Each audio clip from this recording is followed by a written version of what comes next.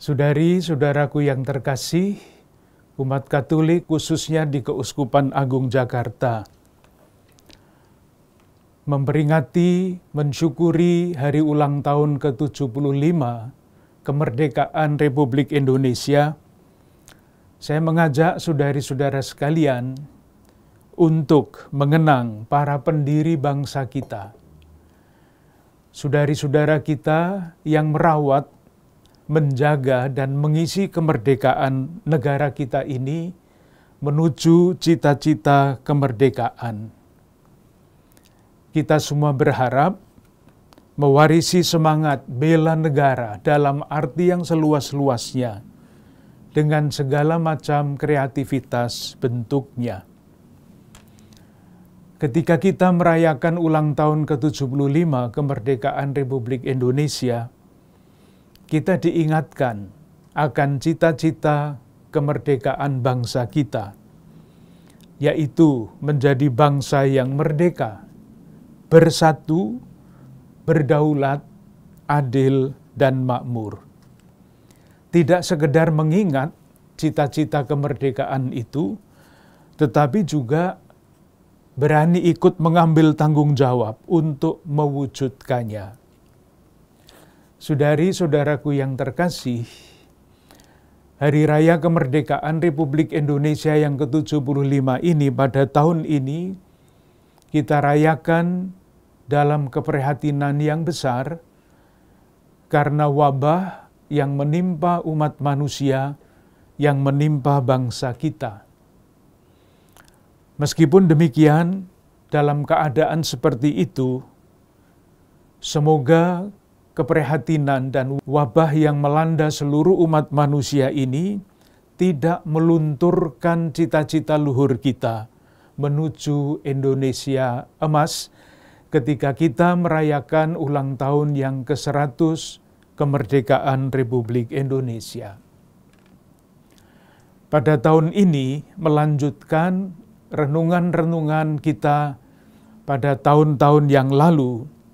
Keuskupan Agung Jakarta mengajak seluruh umat untuk mendalami sila kelima Pancasila, yaitu keadilan sosial bagi seluruh rakyat Indonesia.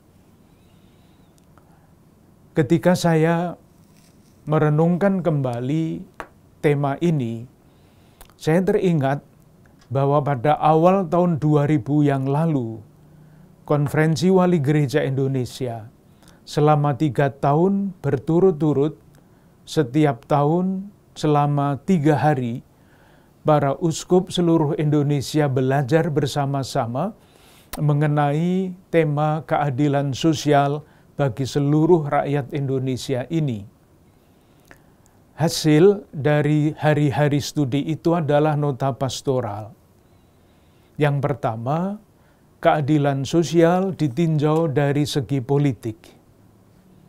Tahun berikutnya, keadilan sosial ditinjau dari segi ekonomi.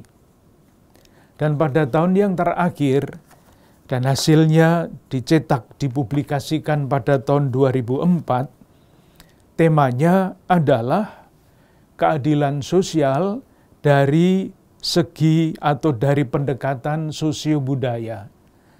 Sementara tema yang diambil adalah keadaban publik menuju habitus baru bangsa.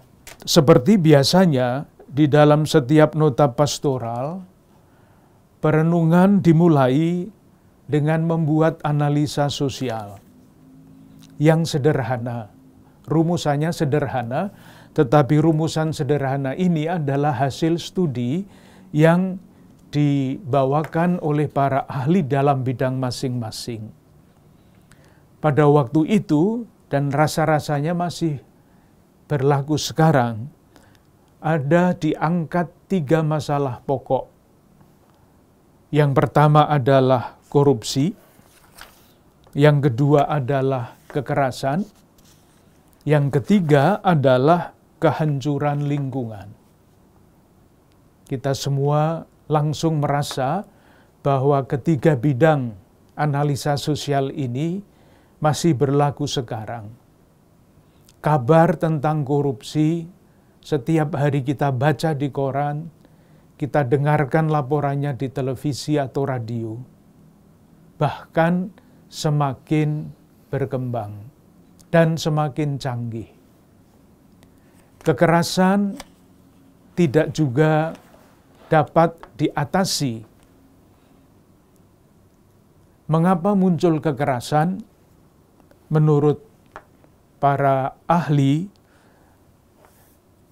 alasannya adalah masyarakat kita sedang menderita yang disebut penyakit komunalisme.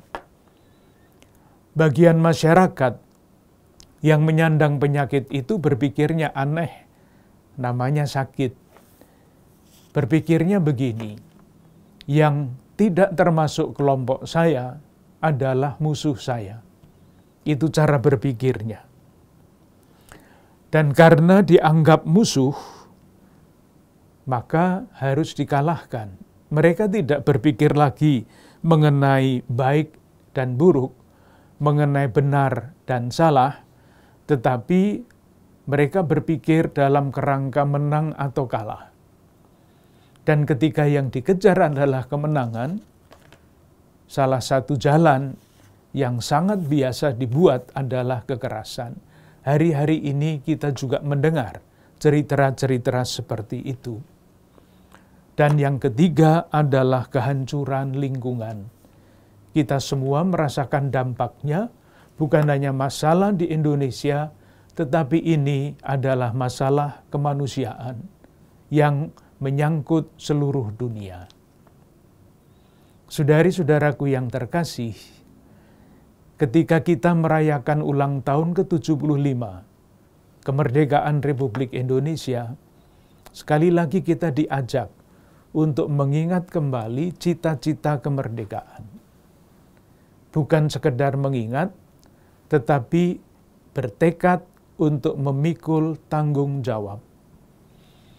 Dan menurut nota pastoral Konferensi Wali Gereja Indonesia itu, tanggung jawab sejarah itu kita wujudkan di dalam usaha kita membangun keadaban publik menuju habitus baru bangsa. Menurut teori yang diikuti oleh nota pastoral ini, keadaban publik itu dibangun atas dasar 3 pilar, 3 poros kekuatan.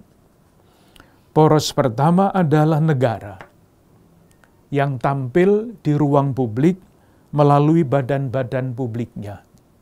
Lalu dikatakan begini, saya kutip, melalui badan-badan publiknya, negara bergerak di ruang publik dengan menyelenggarakan kesejahteraan umum. Kata kuncinya adalah kesejahteraan umum, kebaikan bersama.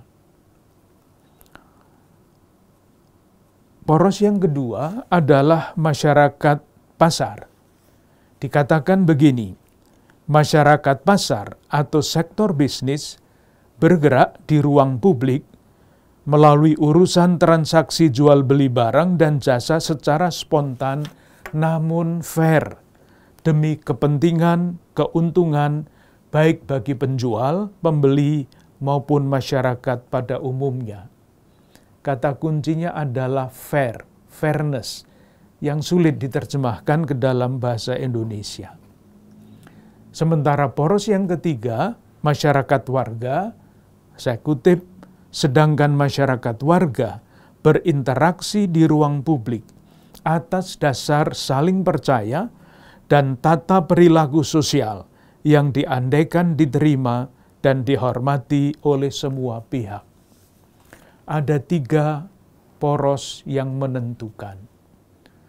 Kalau negara sungguh-sungguh mengusahakan segala macam jalan untuk mewujudkan kebaikan bersama, itulah tugasnya.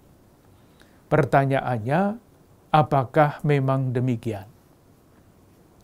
Kalau masyarakat bisnis menjalankan bisnisnya dengan fair, maka peran masyarakat pasar di dalam membangun keadaban publik akan menjadi optimal. Pertanyaannya, apakah selalu seperti itu? Kalau masyarakat warga sungguh-sungguh berperilaku berdasarkan saling percaya, maka keadaban publik yang dibebankan tanggung jawabnya pada masyarakat warga akan terbentuk. Persoalannya adalah sering terjadi perselingkuhan antara negara dan bisnis, antara bisnis dan masyarakat warga, atau antara ketiga-tiganya. Sehingga cita-cita membangun keadaban publik tantangannya masih sangat besar. Sebesar apapun tantangan itu, kita boleh yakin kita mampu menghadapinya dan mengatasinya kalau kita sungguh-sungguh yakin, paham, dan cita-cita kemerdekaan itu merasuk di dalam batin kita, di dalam keluarga kita, di dalam masyarakat kita, yaitu menjadi bangsa yang merdeka, bersatu, berdaulat, adil dan makmur dengan segala macam konsekuensi moralnya. Marilah sekali lagi kita bersyukur karena boleh merayakan hari ulang tahun yang ke-75 kemerdekaan Negara Kesatuan Republik Indonesia. Marilah dengan cara kita yang berbeda-beda, ada yang berperan di lingkungan pemerintahan, ada yang berperan di lingkungan bisnis, dan kebanyakan dari kita adalah warga masyarakat. Mari kita pikul tanggung jawab kita, membangun, mewujudkan kebaikan bersama, menjalankan bisnis dengan fair, dan berperilaku menunjukkan saling percaya di tengah-tengah masyarakat. Kepada umat Katolik Keuskupan Agung Jakarta, meskipun kita berada di dalam situasi prihatin seperti ini, marilah kita ingat bahwa tahun ini Gereja Keuskupan Agung Jakarta mengajak kita sekalian untuk merenungkan, membatinkan cita-cita keadilan sosial bagi seluruh rakyat Indonesia, dan di dalam keluarga, komunitas, paroki, wilayah, lingkungan kita masing-masing, berpikir bersama-sama untuk mewujudkan cita-cita itu di dalam tindakan-tindakan yang bermakna dan berarti meskipun hanya kecil. Marilah kita tidak henti-hentinya terus berdoa bagi bangsa dan negara kita, semoga berkat rahmat Tuhan dan kreativitas para pemimpin kita, saudari-saudara kita yang bergerak di dalam bidang bisnis, dan tokoh-tokoh masyarakat kita, keadaban publik pada waktunya dapat diwujudkan sesuai dengan cita-cita kita. Tuhan memberkati.